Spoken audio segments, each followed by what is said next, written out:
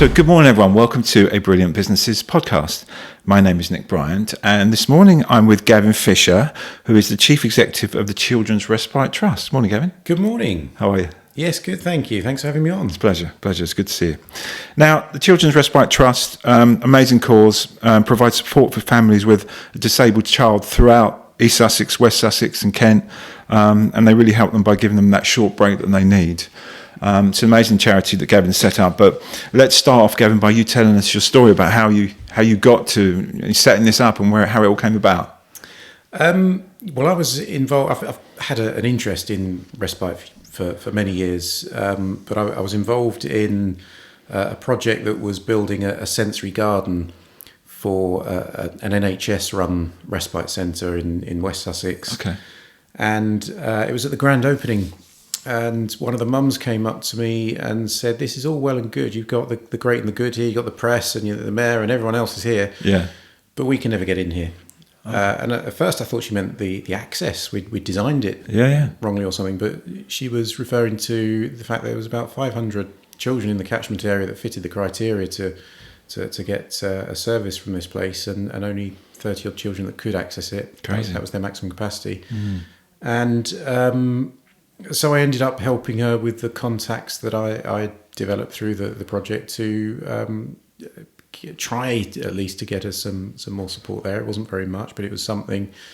And because it wasn't very much, I felt we could do more. And I, with a couple of the other people, did some fundraising so that her child could go and get a proper break. Yeah. And it was in a private respite centre. It was the far end of Essex. It was Clacton, so it was a fair old trek.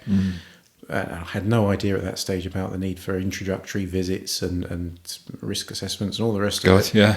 But eventually it happened, and the child had a few days staying in this respite centre, and the mum got a break, and she was incredibly grateful, and all successful in the end. But then somebody else came up to me and said, "You know what you did for her? You couldn't help me as well, could you?" Yes, then another, and it just grew from there, really. Yeah. Wow. Okay. So how long ago was that? What sort of timeline have we got? It finally became a charity in 2010, so 13 years ago now. Okay. That the charity's been going, and to begin with, it was running along those same lines that I would try and help families get what they've got, what they're entitled to, really. Yeah. So dealing with the authorities, trying to get the funding and that sort of thing. Well, more just badgering authorities to look at their case. Okay. Over the years, the authorities have become far more overstretched themselves, and that badgering doesn't really do a great deal. No. I think initially when I would send off a letter and they would say, oh grief, it's coming from somebody with a headed, properly printed letterhead. They take it more seriously. They would take it seriously, but they're probably used to me now. And they said Gavin again. They know it's just that bloke in Uckfield. But so we don't do so much of the advocacy side of it anymore. Okay. But for many years it was fundraising for the child to go and stay in a private centre. Yeah. But there's only so much. It's an expensive way of doing it. There's only so much you can do. There's only so many children you can help that way. Of course. Yeah. And eventually we moved into employing carers directly to go and look after the children in their own homes. Okay. And we still do that. We have our community carers that go out into the home throughout Sussex and Kent and give those families just a couple of hours a week where they know that someone's coming in and they can do something that the rest of us take for granted. Yeah, absolutely. That's what Respite's all about. It's Okay. giving the families an opportunity to do something that the rest of us wouldn't think twice about, whether it's doing a chore, doing some shopping, spending time with the siblings of the disabled child who can miss out on an enormous amount. Obviously, if their parents' attention is so heavily directed towards the child with a disability for obvious reasons, they can miss out. Absolutely. So they might use it for that, or they might just use it for getting their head down and getting a bit of a break. God, yeah. We don't realise, do we? I think we're so. If it's not in your world, then why would you realise? But absolutely, yeah. So this place here, which you got in what year was that, and how did that come about? we've had this 5 or 6 years now. It was the Uckfield Press back in the 1800s. Oh, was it? And it was still a print works in the 70s. The Friday Advertiser started up here. This was the birthplace of the Friday Ad. Let's just point out where we are. We're in Uckfield and on the High Street in Uckfield, really, isn't it? It's just behind the High Street. We have a High Street entrance, but you blink and you miss it. We tend to use the Grange Road entrance, but it was the print works, and it had been derelict for some years before we took it. Yeah. And slowly but surely turned it into our respite centre. Okay. Yeah. So we provide daycare here in the main. There's no beds. It's not an overnight facility. In term time during the week, it's our Little Stars use it. It's a facility for under fives, like a nursery for those with special educational needs. Right. And then in the holidays, a holiday club for the over fives. We've got our All Stars, or our teenagers, and our Superstars, our 5 to 12 group. Okay. We've also got family events where we get the whole families together. Yeah. A regular siblings group where just the siblings come together. And those 5, along with our community care, there are 6 services. Right. Okay. Yeah, that's what I was going to ask you. So the Little Stars and the Superstars and Your Stars, that's something that you've sort of originated and you've come up with. That the team here did. Yeah, we've got a great team. There's 8 permanent staff. Right. Let's talk about the team. Yeah. There's a number of casual staff that work as and when, especially in the holidays. We need staff up for the holiday clubs, and volunteers. What charity can't run without volunteers? Absolutely, yes. Yeah. So we depend on an awful lot of volunteers to make it all happen. Yeah, the staff here that came up with calling them our 3 stars. That's really good, isn't it? And it works well for us. Yeah. No, that's really cool. Let's also talk about fundraising and events, because obviously you need volunteers. That's really important, but you need money as well. So let's talk about that. Absolutely. Yeah. We're only limited in the amount of care we can provide by the amount of money we can raise, and every charity says, "Oh yeah, that's our biggest need, is we need money." Bottom line is care costs money. Yes, there's a certain amount of voluntary support. But you have to have contracted care staff, qualified care staff that are going to run the core of the service. And it's tempting every time we get another spare penny in to put it towards care staff and providing more care and helping more families. But obviously, we've got running costs as well that we need to balance. And there's no statutory funding for this. It's all fundraised so far. So whole host of fundraising events. Our next 2 big ones are our golf day in June, and then in July a 90s night down in Eastbourne, which is just a great fun night. Yeah. And I'm really lucky because this is a job where if we're providing care, then you're getting to see the fruits of your labours and see how the children are benefiting. Where it's all about giving the children the best possible time they can have, whether it's sensory play, where they're learning cause and effect, and they press a button and something lights up, or a sound goes off, and they can feel that sense of control, that they're actually controlling their environment, and you can see their face light up. Yeah, that's enormously rewarding. Or the other side of it, fundraising events, where we're just holding these great fun activities to raise money to pay for it all. So I'm in a very lucky position. I mean, I was going to say to you what do you enjoy about it the most, but it's probably quite clear, it's getting that sort of fulfillment out of it, isn't it? Yeah. I mean, the helping the families side of it, the service delivery side of it, there's no one thing I can pinpoint. It's just the seeing the difference it makes. I don't need families to be thanking us every time or to be showing their gratitude. We can see what a difference it makes. We can see how grateful they are, and we all love what we do. Yeah, and we love seeing the children's faces light up and seeing them progress and get enjoyment out of the activities that we do with them. Yeah. And then the fundraising side of it. I mean, who wouldn't love a masquerade ball? It's a heck of a lot of hard work. Yeah. Well, that's become quite famous in Eastbourne now as an event in the year, isn't it? Absolutely. Tickets haven't even gone on sale for November's one, and I think we've got about 300 on pre-sale. So that's awesome. That's turned into an event in its own right. Yeah.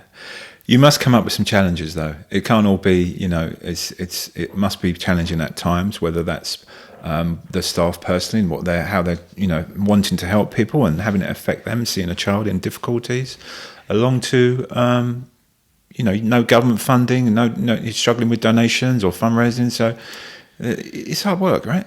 Yeah, we've been through ups and downs. We've actually doubled in size over the last 3 years, which is incredible, because there's been times in those 3 years where we've really panicked and thought, crikey, things are drying up here. I mean, obviously COVID's the big one, but coming out of COVID as well, when some COVID-specific funding had stopped, and we're thinking, right, well, we need to raise money again, but events aren't back to where they were yet, and so on. So it's there's been some real challenges on that side, some low points, I would say, there where we've worried about.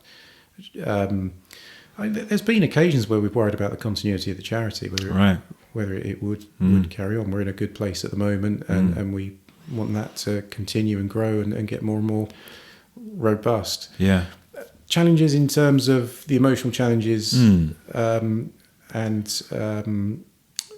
main concern there is supporting the team, that they have access to the support that we need, and we've got a really strong organisational culture. We've got our values. They spell out the word trusted. I won't go through them all, but they're things that every staff member in interview, they're told about it. It's all part of the induction. We revisit it annually, and more than annually, where we just make sure that everybody's really on board with our values, and that's all about taking responsibility, being transparent and authentic. It's about having a real strong sense of teamwork and lots of things like this, where it creates an environment that people love coming to work. They love being a part of this Children's Respite Trust family. Yeah. And it's something I'm really proud of, to be honest with you. Of course, yeah. One of the staff put us forward for Best Employer in Uckfield at the Local Business Awards last year, which was really wonderful. Yeah.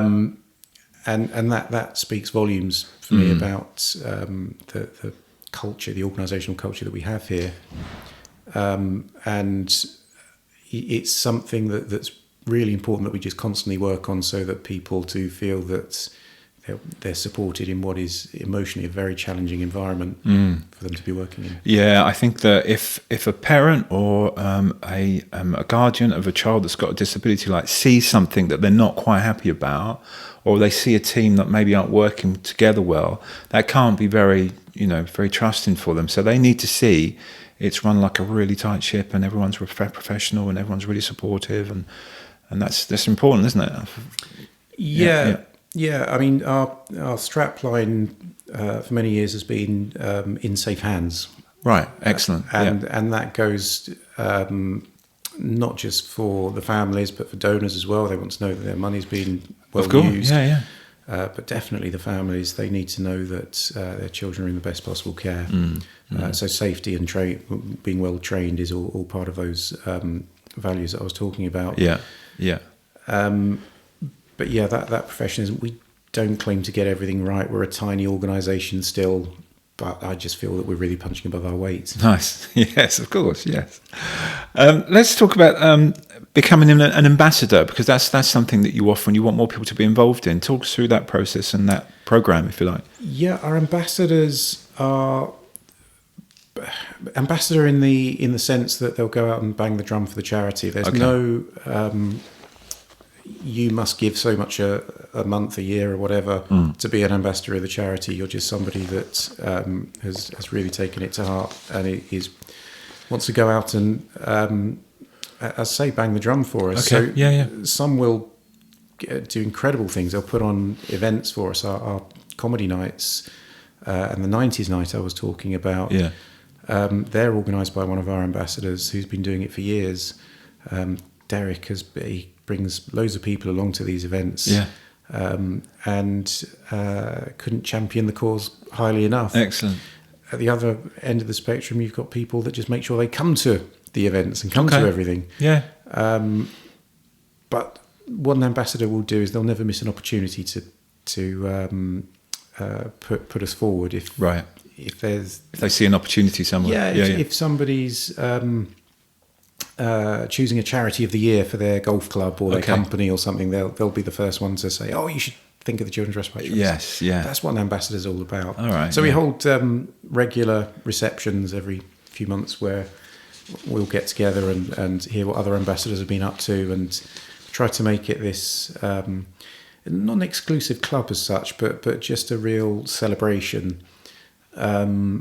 And the first one we did, being the ambassador's reception, we had to have pyramids of Ferrero Rocher there for everyone.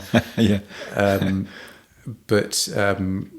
we've tried to keep that sort of slightly, I don't know, not exclusive, but luxurious flavour to it. Yeah. That this is a celebration of what they're all doing, and people love it. They come together and hear about how their efforts have been put to good use. Yeah. It's like a little gang, isn't it, of people going Yeah. around talking about what you do and Exactly. spreading the word. Exactly. The more people you have on your team and more people talking about it, the more benefit you're all going to gain from it. Yeah.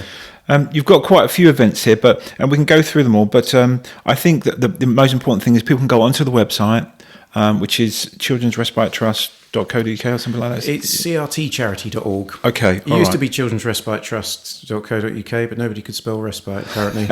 and when you've got an apostrophe in there, nobody knows whether to include it or not. Yeah, let's not make it awkward for people. So just CRT. crtcharity.org. Okay. On there is a list of all the events, how people can fundraise, how people can donate. So please go on there and support the Children's Respite Trust.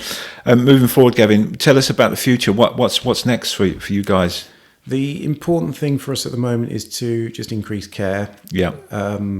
We've had this building now for 5 or 6 years, and building-wise, we're not at capacity. Staff-wise, we are. Okay. But building-wise, we're not at capacity. We could be helping more children, and that's just have more carers in, Yeah. and help more people. Okay. So that's the first thing is over the next few years to really get to full capacity. We could be providing after-school care. We could be providing all different new services. Yeah. So there's lots more we can do. We're just limited by the amount of money we can raise. Yeah. Okay. So that's more of a reason to get out there and support you guys. Thanks, Gavin. It's great to talk to you. Thank you for explaining the whole charity and your story, which Absolute pleasure. is really interesting. It's always great to hear people's stories, how they get to where they are and why they're doing what they're doing. Yours has grown really organically by the sound of it, because you just wanted to help someone, and someone says, "Can you help me? Can you help me?" And then before you know it, you're running this great charity, which is awesome. Well, thank you very much for having me. That's all right. So anyone wants to help the charity, please go on the website. They can contact Gavin. I'm sure anyone on the team can help. If you've got any questions, please do get in touch with Gavin. So thank you for listening. It's great to see you again. And we'll see you all for another podcast soon. Thanks very much, Gav. Cheers. Thank you.